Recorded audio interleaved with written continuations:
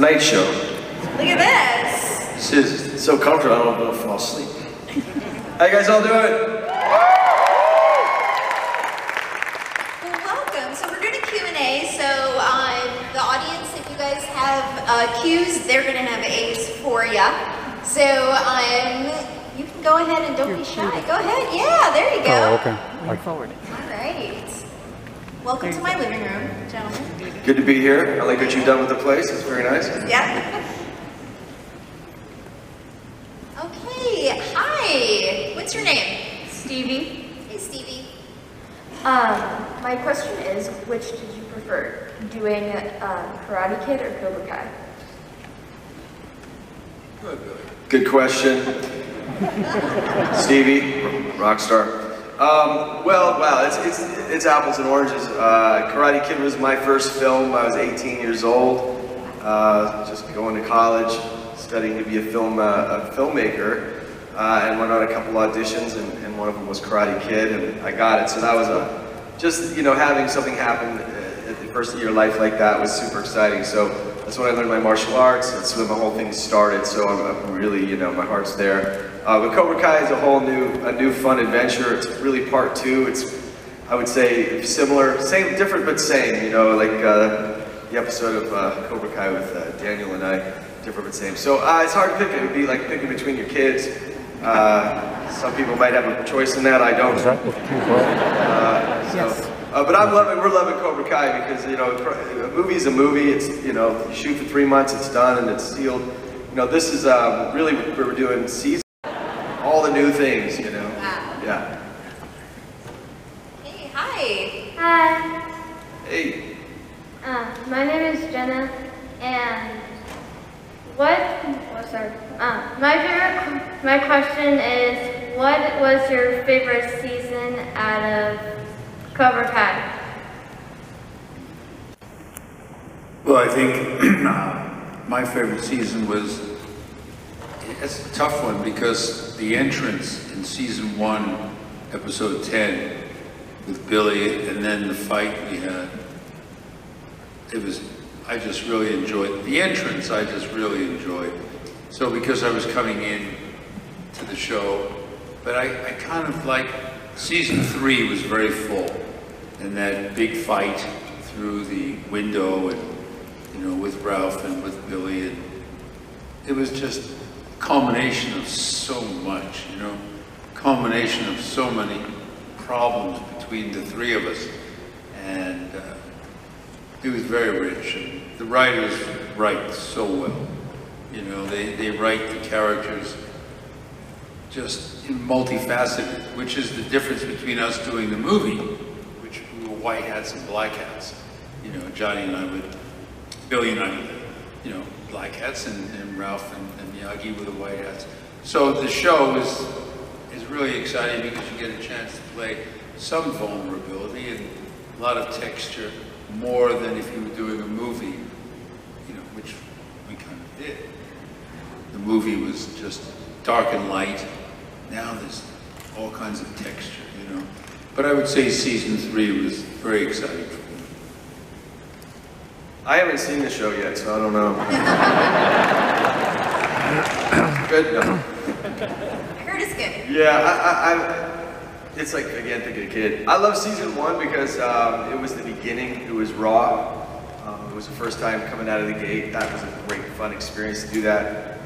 Season 2, I love the fight with Marty. I love the stuff where he kind of misleads me. I go and visit him at the military home, and there's compassion. I love the dysfunctional relationship that we have as these characters that stick with us from '83 till now. And you know, it's really kind of a love-hate, two alphas kind of bumping heads, and we both see things our way, and we both think we're seeing things the right way.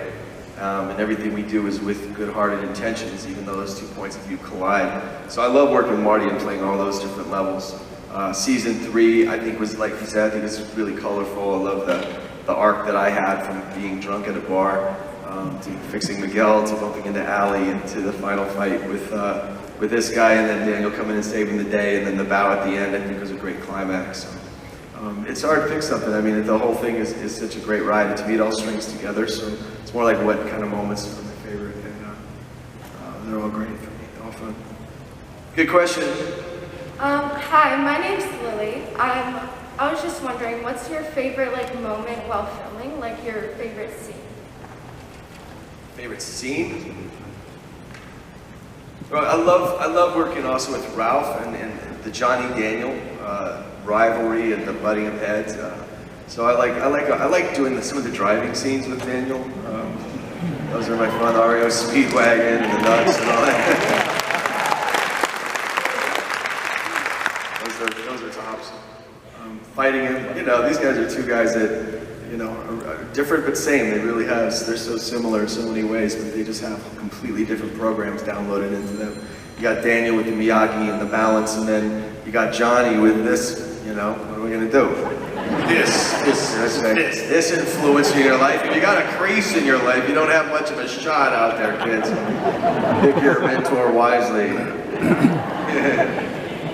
I personally love the scene we had in the men's shelter, where he follows me and we really, break bread together emotionally.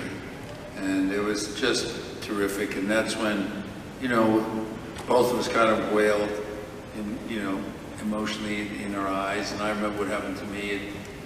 And, it was just very touching to be given another chance.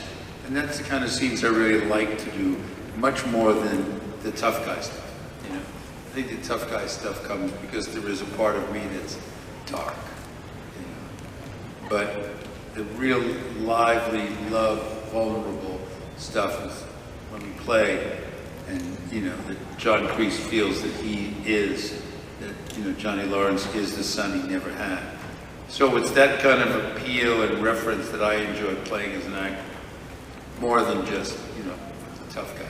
Even though the tough guy stuff is a lot of fun. You do it so well. All right, thank you. Good question.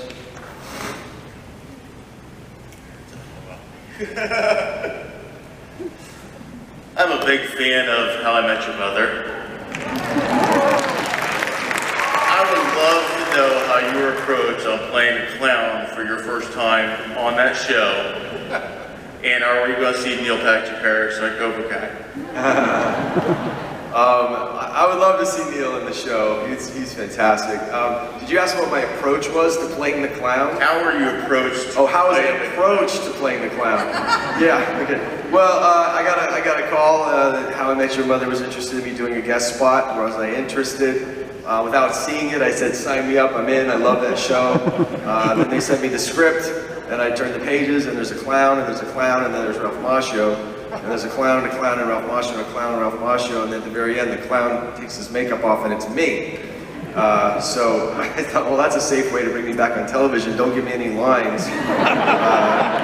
Cover me in white makeup and a wig and a rubber nose, So that's how they approached me. And then the funny thing was that actually how I approached it, I thought, wow, if I'm going to play a clown, I want to be a really good clown. So I went to looked on YouTube and I found Wrigley Brothers Clown School. And have you ever seen that? Okay, so I actually did this clown school. I was in my office doing all that, the stuff. I learned all this stuff. So when I came to the set, I actually was like a mime and a clown, and it was so much fun. And then the very ending, I don't know who saw How I Met Your Mother. Do you guys all see that? Okay. That one scene at the end when I take my makeup off. So you're working with these guys on a show like that. It's just this fast. And that was in its 8th season, so it was a well-oiled machine. The thing's moving really quick. Everybody knows what they're doing, and you're a guest. You're the new guy. And all of a sudden, at the very end, I have to take off my makeup and walk towards Barney and do this big monologue. And it was right before lunch, so we had maybe 10 minutes to get the shot. I had to do it one time. If I messed up, they'd have to do my makeup, and I would have thrown the whole day off. On top of that, the director, it was great. This lady named Pam Fryman, who directed almost every single episode. She said, okay, so Billy, this is what you gotta do is you gotta step forward, go like this, do a line. Then you gotta do this, then you gotta do this, you gotta take your foot off, then the jacket. It was 10 different physical things I had to do to get the gi off. And then they said action. And I had no rehearsal of all that stuff, so now I have to do it. And it worked. That was the one take you see on TV. That was the one and only take. And And it was fantastic. It was so great at the end. I think Neil was really like going, yeah, when he said like, William's that, like I nailed my lines, I think is what he was saying. You know, you did it, you know. And then they brought me back for season 9, which was awesome. Anyway, that was great. I owe a lot to How I Met Your Mother because I you know, they called me out of the blue, put me on a hit television show as myself, which got me to do some comedy, and people got to see me like that. And it was a real good shot in the arm for my career and working with those guys, who are all the best. Kove and Jason Segel and all those guys are just incredible. So, yeah. So well, there's a long answer to a very simple, short question. I believe that's the reason Cobra Kai is so highly recognized now, too. So yeah, props to Barney Stinson.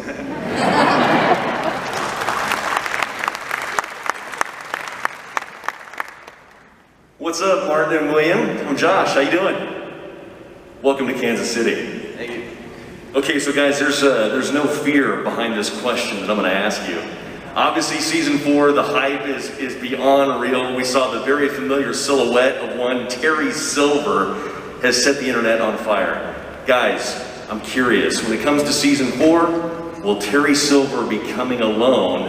And what do you think about the possible addition of Mike Barnes? Well, I'm glad you asked that question, because that's why we're here today, is to give all the spoilers for season 4. But you can't leave this room, all right?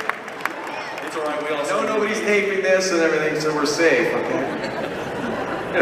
Next question.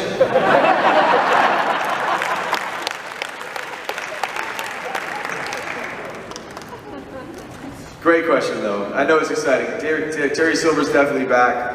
Can't tell you any more than that. It will not disappoint, but it will surprise you. These writers write way ahead of us even. We think we know what's coming next. And even when we turn the pages, we're surprised. So everybody's trying to figure it out, put the puzzle together, it never happened. We can't do it, we're playing the characters. So you're in for a good show. They're going to leak out the trailers as they come, and be done the right timing. So. It's big. It's like the 10 Commandments. It's big. You're going to see... It's like the 10 Commandments. It's like bigger. Cobra Kai and Ben-Hur together. It's like Raiders of the Lost Ark meets Ghostbusters.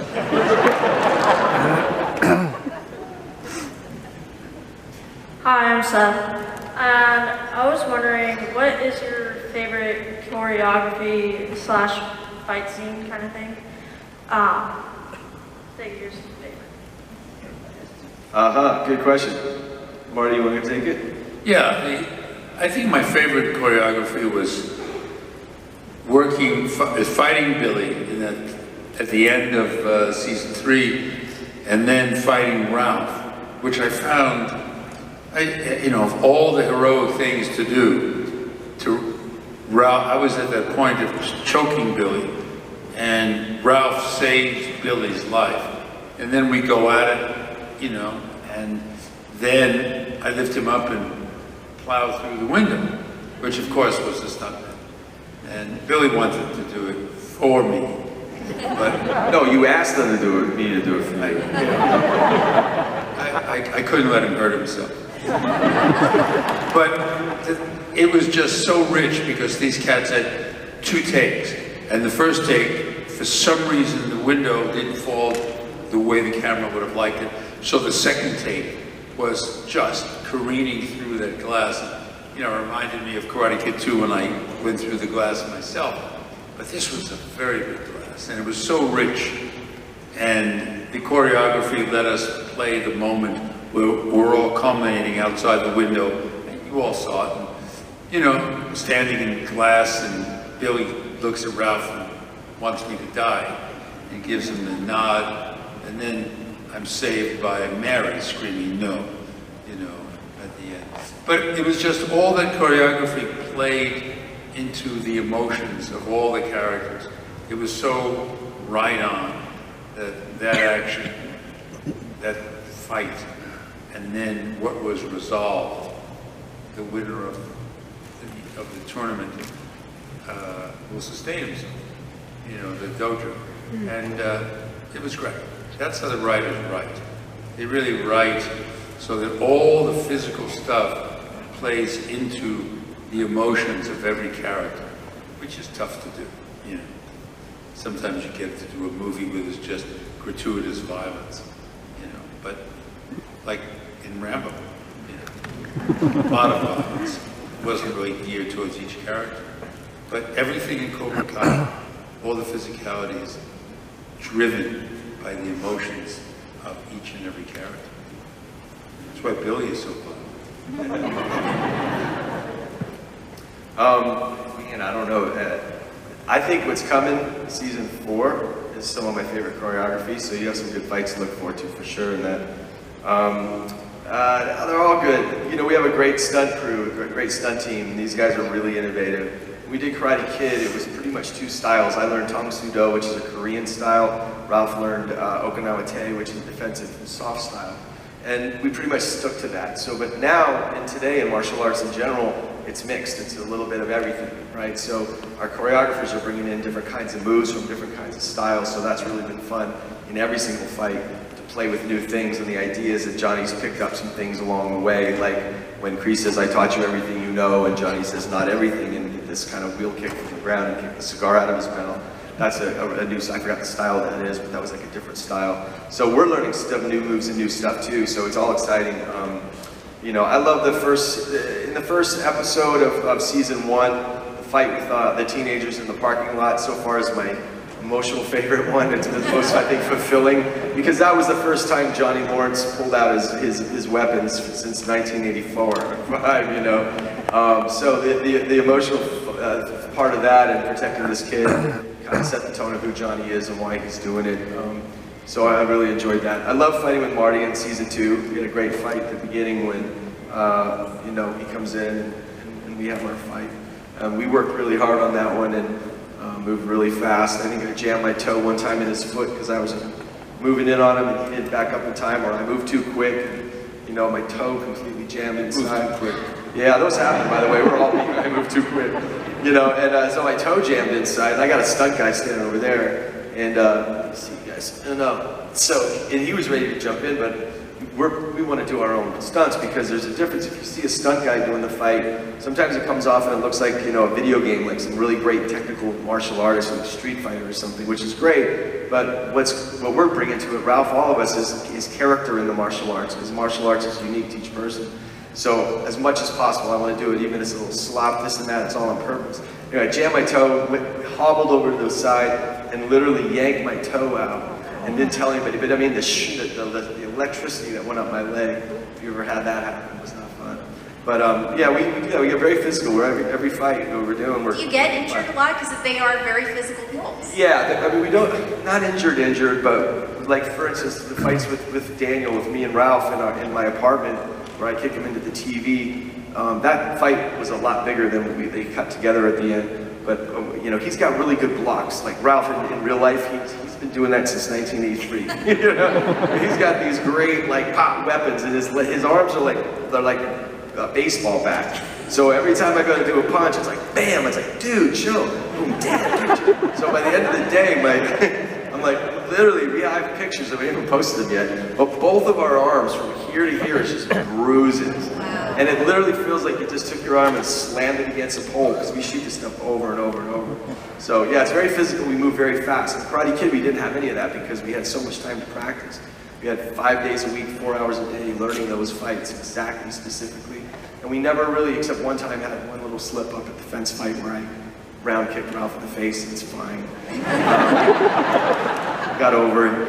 But you know, but we never got close because when we did Karate Kid, we had pads on the start, and he would be back 2 or 3 feet from me, and I'd be back 2 or 3 feet from him, and we would use pads, and then we would get closer and closer and closer until the pads were literally barely grazing each other. And then after weeks, months, then we'd take the pads off. So literally all that stuff, we never had one accident in any of that fighting. On this show, we're more prone to having clashes because it moves so fast. We learn these fights sometimes the same day, and we have to shoot them at such a high rate of speed. So it's very physical. Everybody's getting a little bit of a ding, but it's fun. It's cool. It feeds us. And you're a little bit older from the movie. No, I'm not. Yeah, a little bit. You guys are great. A little bit. Hey, listen, we're doing our back. Yeah, that's right. That's right. That's awesome. Hey. Thank you. Good question. Hi, I'm Chloe, And my question would definitely be, what is your favorite line in the movies and the TV show? So, like, overall favorite line out of everything. Go ahead!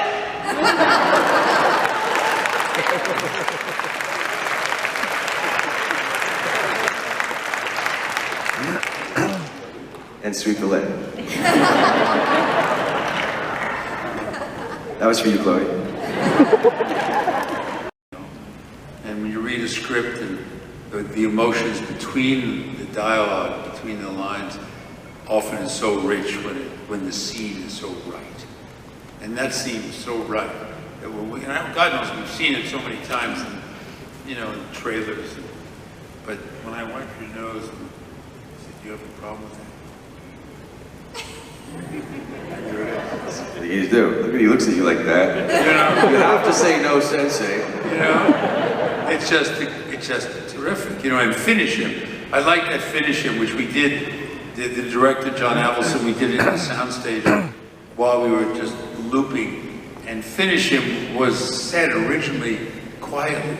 Finish him. And then John said no, and blurt it out. And a lot of people like that line too. Finish him! It was like, I say it in my sleep again. But that's the dialogue I like. Thanks a lot, thank you. Hello, my name is Dylan, and my question is, what was your initial reaction to Cobra Kai coming back for season 1? Well, we were all surprised to see the trailer. They did it, we couldn't believe it. They approached us, so for me, they approached me before Ralph, I think, when they were coming up with the story, the 3 creators of the show, took me to a restaurant, and said we have an idea for a movie. I knew these guys because I worked with one of the writers on Hot Tub Time Machine, and the other 2 created Harold and Kumar, and I knew them, and I always felt like we'd be working together someday. Didn't know on what. They emailed me and said, hey, we have an idea for a project. Let's go get some lunch. And so I thought, okay, maybe Harold and Kumar 5 or something, or Hot Tub 4 or something like that. And they said, okay, Karate Kid, Cobra Kai, Johnny Lawrence. So they pitched they pitched season 1 to me in its entirety over a bowl of chips, and my head was spinning. And I couldn't, and I said, okay, what's the tone of this? Is it funny? Is it serious or heartfelt? It's all those things. One way they sold it to me was, they said if there was no such thing as Karate Kid, we could call this Bad Sensei, like Bad Santa, and you would be the Bad Sensei. And then I got where they were going with it. So it was tentative at first. I was, this is a long time ago we did Karate Kid, so to come back with an idea like this was very big, and to get myself too invested in it would have been hard if it didn't work out. So I held it lightly, Ralph held it lightly, and then we went out and developed it and pitched it. And so it was exciting though, the whole time. I mean, I felt like when we finished that lunch, I felt like literally like the character of Johnny Lawrence, like opened a crusty eye, and I could see it, and held up a bottle of beer, and I'm like, here he is. So like that was it. But we were really careful, all of us, going into this, to do something that was relevant for today. That was going to be on point, because if this thing failed, it could have been a total train wreck. So we were all very careful and cautious about that, and the writers have a lot. They're the super fans of Karate Kid, and that they're super fans. Super fans, yeah. And as a fan of the show, also, I know when I first heard about it, I don't know if you guys agree with this, but when I first heard about it, I was like, oh no, please don't mess this up. You know what I mean? Like, because anytime there's a beloved movie from your childhood and they try to redo it in some way, it's usually bad, and this is so good. Definitely a lot of risk involved. I think everybody watched the trailer and like, oh, this is going to be either good or really bad, and so far so good, yeah. Oh man. Great question, buddy, thanks.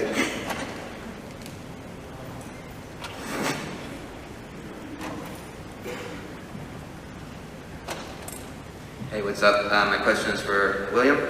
I've been waiting 20 years to ask you this question, because about 20 years ago, I had the wackiest William Zabka encounter that I've been telling people about for decades. Uh-oh. It's become an urban legend at this point. Okay. I know there are about 20 witnesses to this. Okay. I was there, you were there. You want to know if it was really me, right? I know it was really you. And Okay, let's hear it. Your side. This is going to be good, guys. All right. So 20 years ago, I'm standing in line outside the Directors Guild, Sunset Boulevard, for a film festival screening. There were probably about 20 or 30 other people in line. We were there about an hour. There's an open little courtyard in front that was empty, so it was just the people in line. A car pulls up. You get out of the car. And then from out of nowhere, there were about 20 kids jumping out of trees, coming from behind pillars. I think one kid crawled out of a manhole.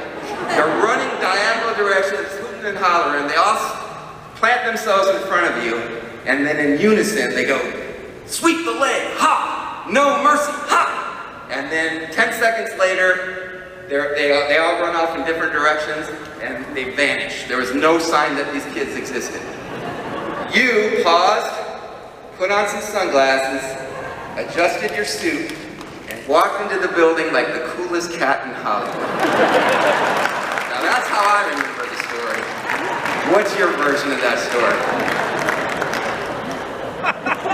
Let's just stick with yours, man. This was obviously, like a year before the term flash mob became a thing. Was that? Yeah. I'm not going to pop your bottle, dude, but that wasn't me. I'll have a seat then. Oh, sorry, yeah. That sounds good. I'll tell you one thing that's very similar to that, and if you were a kid in a martial art camp, there's a story very similar to that, because I would go and teach karate camps in the summer with my trainer, and there was about 300 kids all lined up in the field getting ready to do their warm-ups. And I came down, I have a CJ7 Laredo Jeep, and I did come down in my Indian headband with a big tarp over the back of it with a bunch of karate kids in it. And I came, true story, came down a hill, big hill, and my four-wheel drive pulled up in front of everybody. The tarp did come off, kids jumped off, and we did that. So are you confusing, maybe, were you at that camp? Did you have an accident and bump your head somewhere and confuse? Because that really never happened. I don't know. I mean, that's pretty elaborate. Manholes, the whole thing. I mean, it sounds like a great dream. Sometimes dreams feel very real. Well, at this point, guys, I mean, you definitely are iconic, and I'm guessing that you're getting recognized everywhere now. Are you having weird encounters with fans? It's a little more now. I mean, very strange. It's just, it's just more. It's like, it's just a different. Netflix is a big platform, and even if you don't want to see the show, you're watching the trailer, it's in your face. So. It's good though, that's what we do. We're here to entertain, Not only here to entertain, by the way.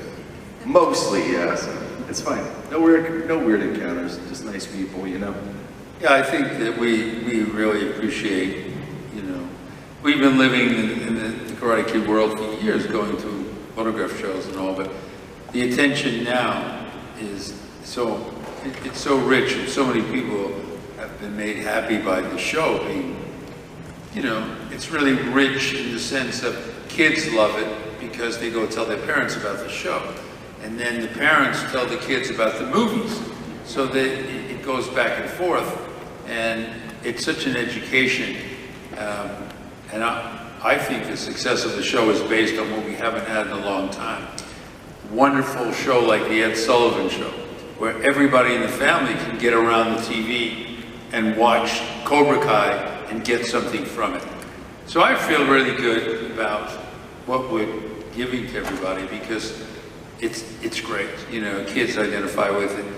I've been in places where there's a 6-year-old who comes and asks for an autograph or a picture, and 2 hours later I'm in a cigar lounge in Ybor City in Tampa, and there's a 67-year-old couple from Brooklyn coming up to me and saying, we watch the show diligently. We're from Brooklyn and we live here in Florida. Can we take a picture? So when the cross-section is that big, from a 6-year-old to a 67-year-old, you know you're in Billy Zabka show. You can be happy that you're part of the show.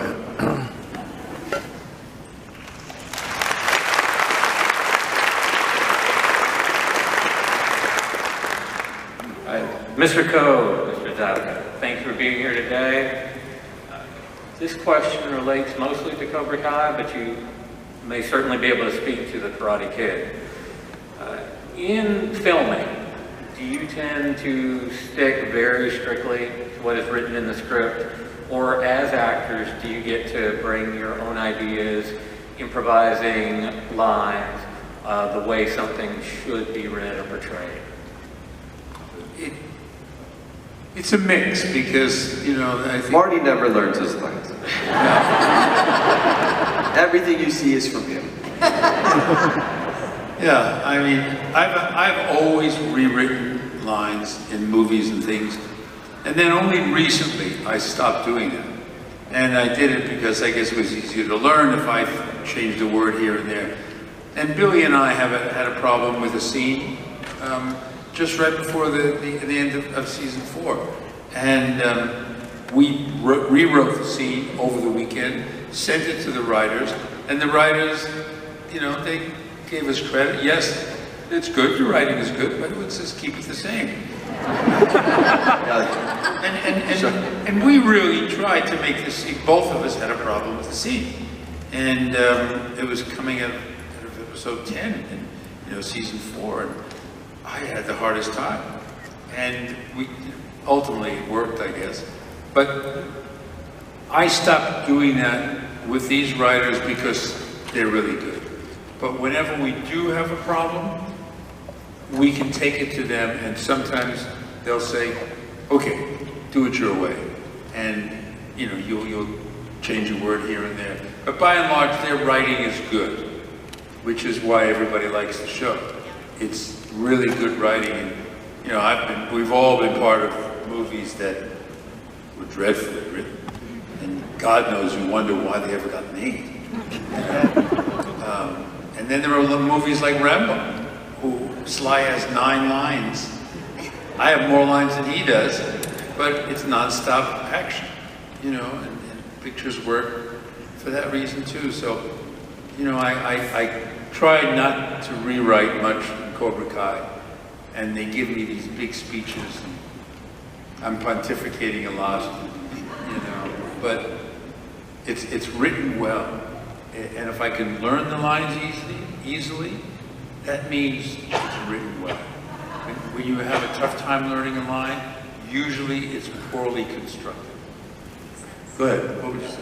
That's a good note. I mean, you know, our job is, first of all, you're an actor, so you're not saying things like your character isn't saying things the way you would say it.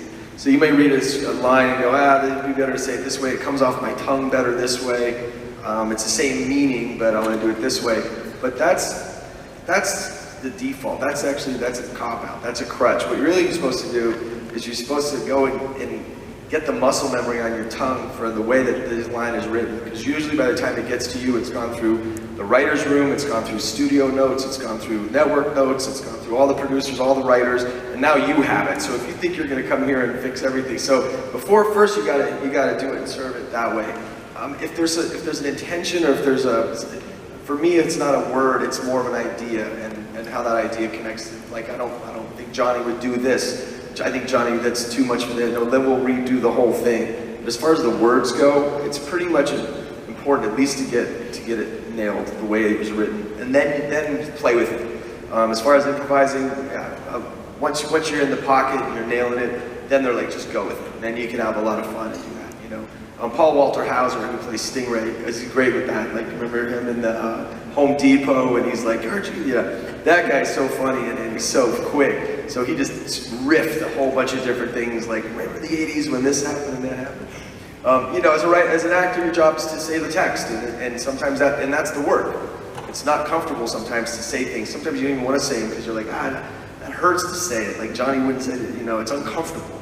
But that's the job, and that's what's great. So, you know, for me and Marty, all of us were, I mean, like, I died at Billy. Billy's gone. When I play Johnny Lawrence, like, I have to wake up 3 months later and kind of find me again, because I would go right into this guy and trust the words and trust the actors, you know.